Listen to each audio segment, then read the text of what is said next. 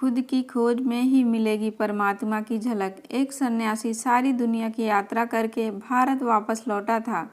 एक छोटी सी रियासत में मेहमान हुआ।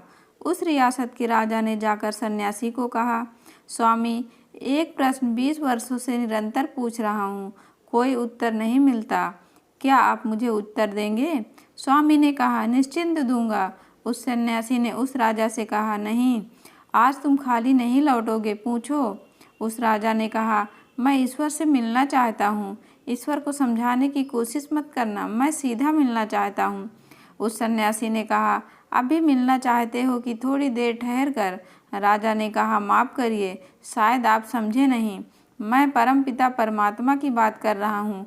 आप यह तो नहीं समझे कि किसी ईश्वर नाम वाले आदमी की बात कर रहा हूँ, जो आप कहते हैं कि अभी मिलना है कि थोड़ी देर रुक सकते हो।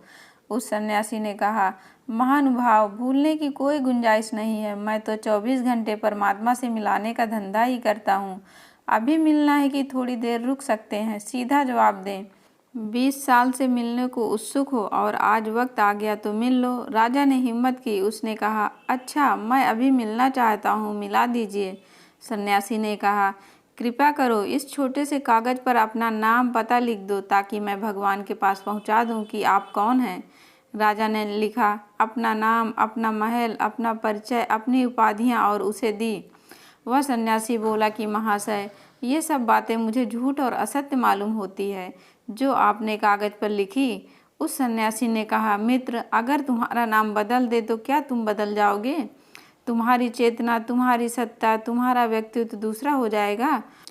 उस राजा ने कहा, नहीं, नाम के बदलने से मैं क्यों बदलूंगा? नाम नाम है, मैं हूँ।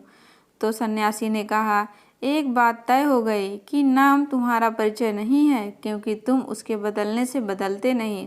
आज तुम राजा हो, कल गांव के भिखारी हो जाओ तो बदल जाओगे।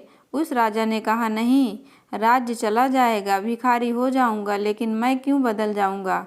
मैं तो जो हूँ, राजा होकर जो हूँ, भिखारी होकर भी वही होऊंगा। ना होगा मकान, ना होगा राज, ना होगी धन संपत्ति, लेकिन मैं तो वही रहूँगा जो मैं हूँ।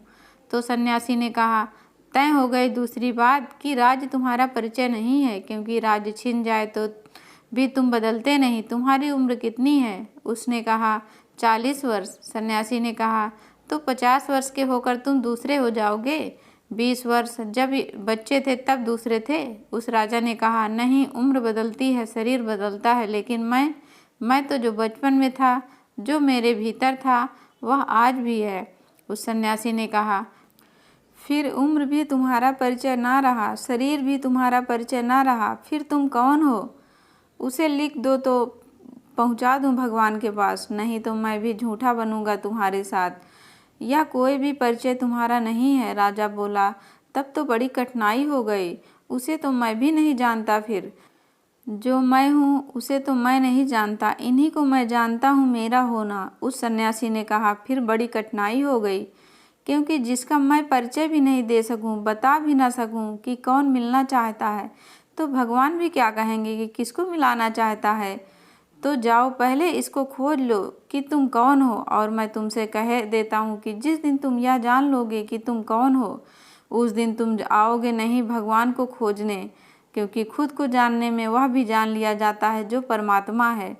दोस्तों, आपको कहानी पसंद आई हो तो वीडियो को लाइक और चैनल को सब्सक्राइब करें। धन्यवाद दोस्तों।